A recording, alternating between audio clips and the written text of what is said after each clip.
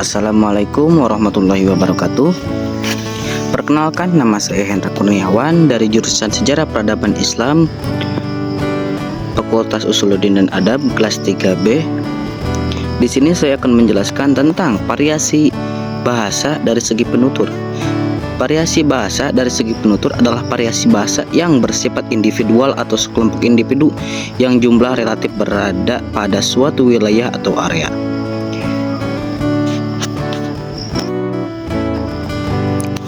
Baik, yang pertama yaitu variasi bahasa dari segi penutur, variasi bahasa idiolek. Menurut CR, variasi bahasa idiolek adalah variasi bahasa yang bersifat perseorangan. Menurut konsep idiolek, setiap orang mempunyai variasi bahasanya atau idioleknya masing-masing. Dalam Kamus Besar Bahasa Indonesia edisi keempat, idiolek berarti keseluruhan ciri perseorangan dalam berbahasa.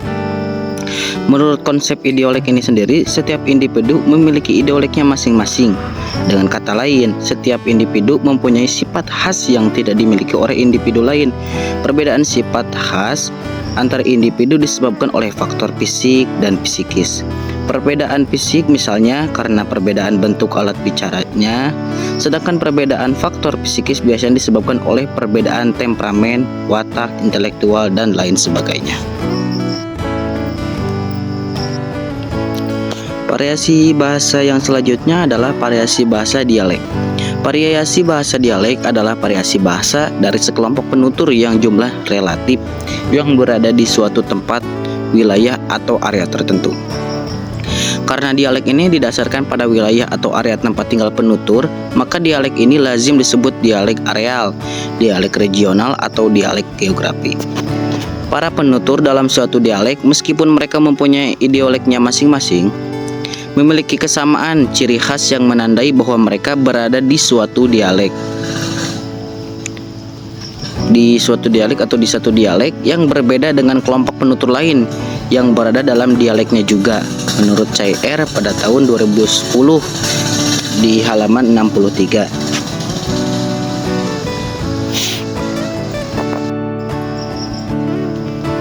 Variasi bahasa berikutnya adalah variasi bahasa kronolek atau dikenal dialek temporal. Bahasa kronolek atau dialek temporal adalah variasi bahasa yang digunakan oleh sekelompok sosial pada masa tertentu. Misalnya, variasi bahasa Indonesia pada masa tahun 30-an, variasi bahasa pada tahun 50-an, dan variasi bahasa pada masa kini menurut CR pada tahun 2010 halaman 64. Yang berikutnya adalah variasi bahasa sosiolek. Variasi bahasa sosiolek adalah variasi bahasa yang berkenaan dengan status, golongan, dan kelas sosial para penuturnya.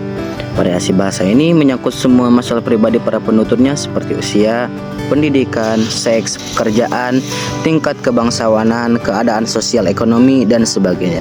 Sedangkan dalam Kamus Besar Bahasa Indonesia edisi keempat pada tahun 2008, sosiolek berarti variasi bahasa yang berkolerasi dengan kelas sosial atau kelompok pekerja.